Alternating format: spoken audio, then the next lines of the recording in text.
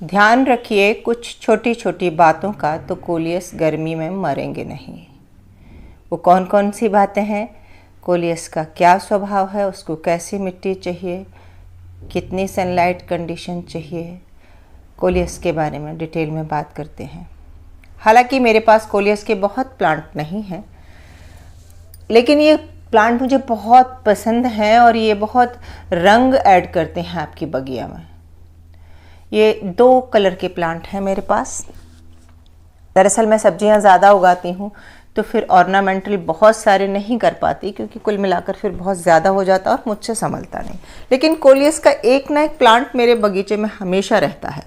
जहाँ तक मिट्टी की बात है, तो जितने और सीजनल प्लांट हैं, जैसे कि आपकी गुलदाउदी है या जेरेनियम है या जो भी कुछ है, उन सब में जैसी मिट्टी लगती है, यानी कि अच्छी खाद युक्त मिट्टी।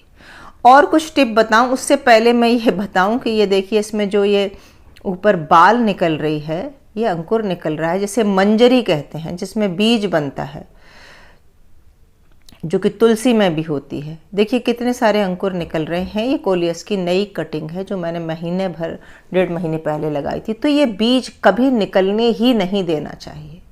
जैसे ही लगे कि ऊपर आ रहा है, इसे हटा दें, और इससे ये होगा कि ये अपना फल प्रोड्यूस नहीं कर पाएगा। कोई भी पौधा फल प्रोड्यूस करने के बाद उसकी हेल्थ चली जाती है कुछ दिनों के लिए, तो उसको फिर रेस्ट पे चला जाता है, उसमें नई ग्रोथ नहीं होती। लेकिन आपने फल प्रोड्यूस नहीं होने दिया और वो कली निकाल दी, तो ये जो नीचे छोटे छोटे अंकुर हैं, साइड ब्रांचेस हैं, अब पौधा अपनी पूरी एनर्जी उन साइड ब्रांचेस को निकालने में लगा देगा और एक अच्छा हेल्दी घना पौधा तैयार हो जाएगा। घना भी होगा और स्वस्थ भी होगा। तो टिप नंबर तो ये है कि आप इसकी बिल्कुल पिंचिंग करते रहें। और दूसरी टिप भी मैं बताती हूँ, जैसे ये झुंड में रखें ना, यहाँ ऐसे गर्मी आते ही इसको बहुत सारे ग्रुप में रखें, बंच में रखें। ह्यूमिडिटी पसंद है, थोड़ा सा ठंडा मौसम पसंद है इसको। तो मौसम तो हम ठंडा नहीं कर सकते गर्मी में, लेकिन बहुत सारे पौधे जब एक जगह एकत्रित होंगे तो उनकी आपस की जो ह्यूमिडिटी है, जो वो उनमें परासरण होगा, जो फोटोसिंथेसिस होगा, उसके थ्रू वातावरण में थोड़ी सी नमी आ जाएगी। आसपास 1-2 किसी कंटेनर में पानी भर के भी आसपास रखेंगे, या आपके पास वाटर प्लांट हैं तो उनके आसपास वाटर प्लांट रखेंगे, तो ह्यूमिड वातावरण बनेगा। और एक देखिए, मैं ये टहनी बता रही हूँ, ऐसी एक टहनी लें और कटिंग करें। जैसे ये देखिए, मैंने इसमें बहुत सारी टहनियाँ थीं और वो टहनियाँ रूखी बेजान हो रही थी और मुझे लग रहा था मेरा पौधा मर गया। तो जब ये लगे कि पौधा मरने को जा रहा है, बेजान हो रहा है, उसमें से फट से टहनियाँ काटें और एक की बजाय 4 जगह नई कटिंग लगा दें। और वो युवा पौधा, बच्चा पौधा, देखिए ये सरवाइव कर गया, उसी में से कटिंग लगाई थी और इसकी रंगत उस पौधे से बेहतर है।